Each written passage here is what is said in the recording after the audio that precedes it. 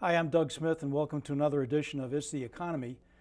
Today we have with us the chairman of the Portsmouth Redevelopment Agency, Fred Ferber. Welcome, Fred. Thanks, Doug. It's a pleasure to be here. I wonder if you could tell us a little bit about the PRA and how it got started and what you guys do. Sure. Well, roughly about 6 years ago, the town council at the time, led by Mary Ann Edwards, had, I guess, heard a rumor that the Navy might be considering the transfer of the tank farms to the town or other lands.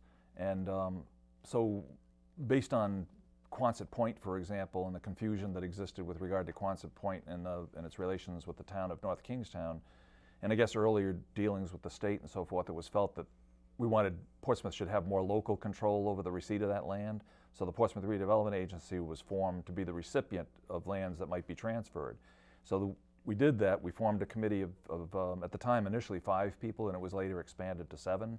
And the function initially was sort of to examine the whole BRAC process, to be as familiar as we could be in the event that the Navy did transfer the lands. And I think it was maybe three to 4 years that we kind of floundered, not knowing for sure whether or not the Navy was actually going to transfer the lands. And then suddenly there was an announcement that in fact the Navy was going to transfer lands, and it was supposed to be initially 4 tank farms.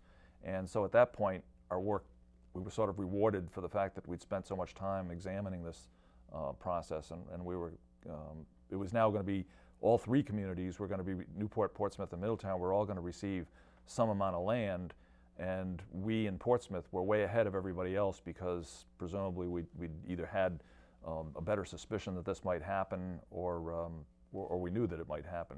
Well, how does Portsmouth benefit from getting control of those 2 tank farms?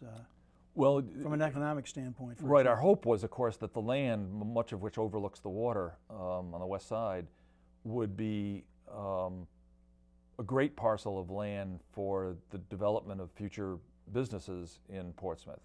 And so we were proceeding on that basis, that not knowing a great deal about the nature of the land, we knew that by its very name, the tank farms, that there were large tanks there, but we didn't know what that meant in terms of the contamination for the land. How large were these tanks? Structurally, was there something we could do about them? Could we destroy them in order to make the land more usable? And many of those questions are still not answered. But the tanks, for example, all of the tanks are roughly 2 million gallon capacity tanks, so they're pretty substantial tanks that are holdovers from the time when the destroyer fleet was based here in the area. And of course the Navy for many years now has not used that land, and so they finally decided that it should be accessed. So there are, in addition to economic activity, for example, bringing in shops, stores, those kind of places? The process requires not only of us, but Newport and Middletown, that you have to prepare a reuse plan. How would you, as a community, envision using this land if it was transferred to you? And in that process, there's provision by the Navy to seek some of that land in a public benefit conveyance. So, for example, waterway or walkways along the water,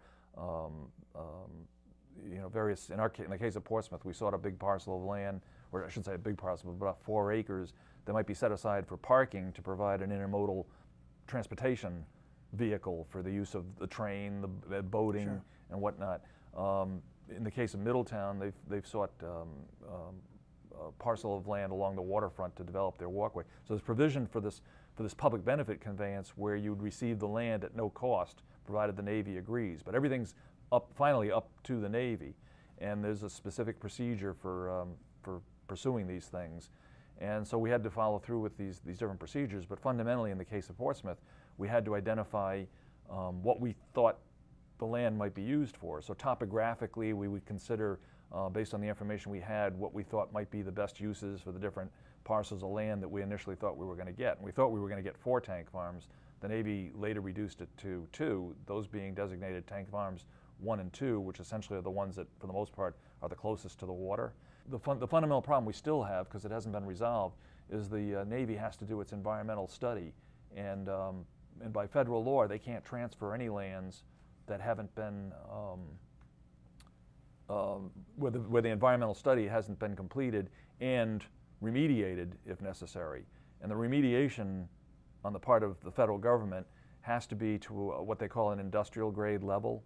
So if the town, for example, thought they wanted to use that land for residential purposes, the town in some fashion, through a developer perhaps, would have to seek the decontamination of that land to a state that was suitable for residential occupation, which I don't think is likely to happen because the contamination we just don't know how severe it is.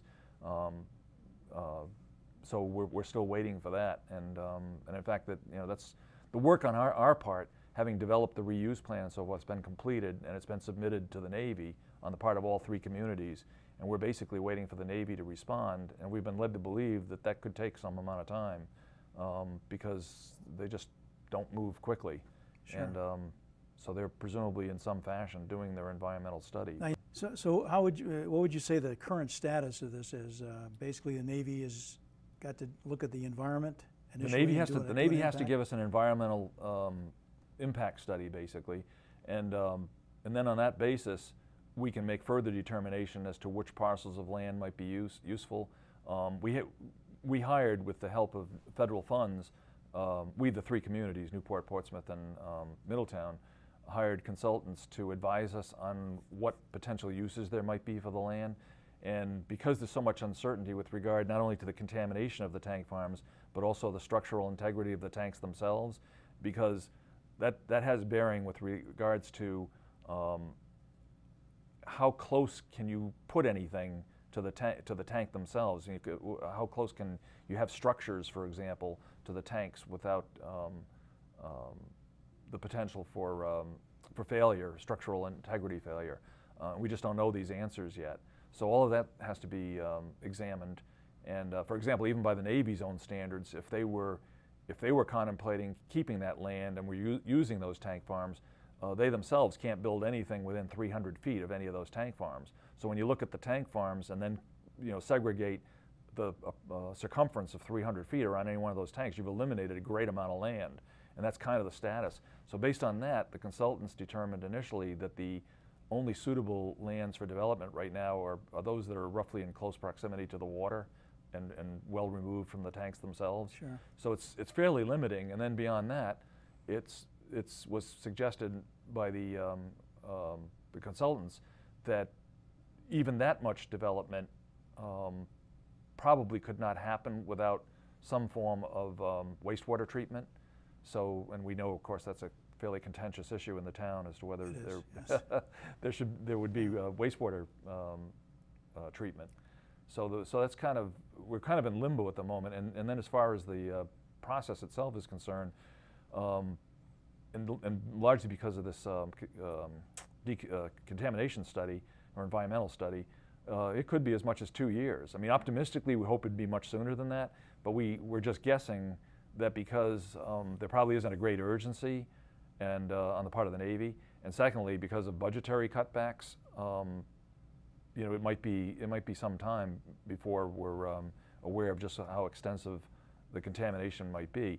Right. The Navy asked us to form one entity to deal with them on it, yeah. and that entity is known as the Aquidneck Island Reuse Planning Authority, right, or AIRPA for short, and so each community has 2 representatives on that. It's basically just a procedural thing.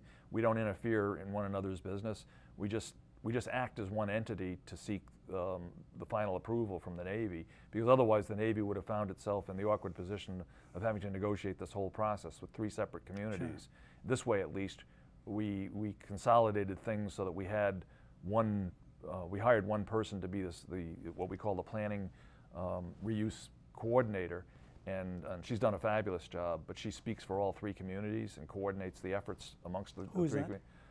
Julie Oakley is her name. She had prior experience. We interviewed, well, if you consider all of the applications that we had, we selected her from, I forget now, but it was at least 40 candidates, not all of whom were especially qualified. But of those that were especially qualified, she has proven to be an excellent choice. Good. A lot of people are concerned with quality of life issues, particularly since this is waterfront property. A lot of it is. Mm-hmm. It's a beautiful drive, right, even today when it's not developed. I presume that in the West Side plan and what you guys do, you also share those concerns somewhat and try to keep. Oh, absolutely. Well, the fundamental thing we, as the Portsmouth Redevelopment Agency, did, since we're not going to take title to the land, there's relatively little that town can do. accept zoning. So what we tried to do was to establish planned unit developments, PUDs, but we did it in such a way that we hope provides as much flexibility as we can. We're not smart enough to know what prospective developers might suggest as alternatives down there, even though our consultants have taken a stab at that, and the reuse plan we submitted to the Navy includes some prospective uses for the land. We really don't know ultimately what suggestions might come about, but we thought we did know what we didn't think the town would want. So we basically opted to try to prevent uses of that land that we thought the average resident of Portsmouth would not favor, such as putting auto body shops there, or you know, just things that we would detract, as you say, from the scenery and what have you. So we're certainly cognizant of that. I mean, as best we can, we would want everything to be compliant, one, with the West Side Master Plan, and two, with the integrity of the whole Portsmouth ambiance. Now, looking forward on this thing, and assuming that the Navy does come together with this environmental study at some point in the future, what are the financial and liability kind of obligations for the town itself of Portsmouth? I mean, none.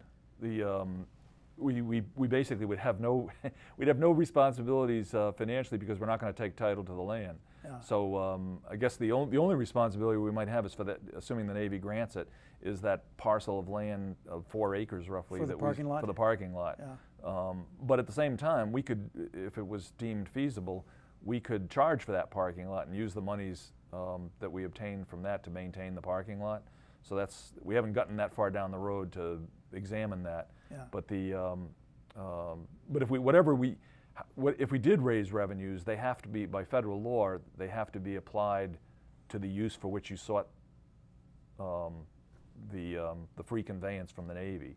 So in this instance, we asked that they give it to us for the use as a parking lot. So if we manage to raise revenue somehow, it has to be plowed back into the maintenance of that parking lot. Yeah, understood. Basically, so you're more or less in a holding pattern here. Right. We're basically waiting for the Navy to respond to the recommended reuse plans on the part of all 3 communities. It's likely that because of the contamination issue, Portsmouth will be among the last to receive word that the land is suitable for transfer. However, there's one contingency, and that is this provision in this whole BRAC process for a developer to sort of step in and suggest to the Navy that they might be willing to undertake the remaining decontamination effort in return for a negotiated price that, you know, is deemed appropriate by both the Navy and the developer. And we haven't gotten that far yet, but that didn't happen with the backyard. And I asked if, in the case of Quonset, for example, well, actually not even at Quonset, I asked the Rhode Island Economic Development Council if they, or committee, if they had ever had such requests by developers that expressed a willingness to undertake the decontamination effort, and they hadn't. Doesn't mean we couldn't, but it hasn't happened.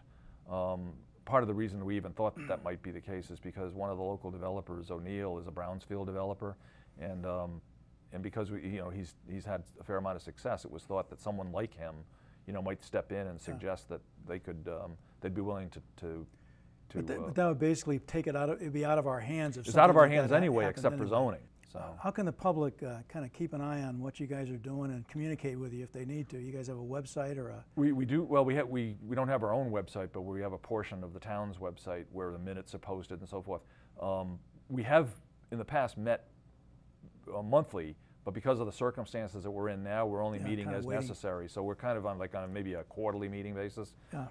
And then ERPA, the other organization for which I'm also chairperson, we're also now meeting maybe bi-monthly, where we had been meeting monthly previously. So, and the minutes for that are posted as well.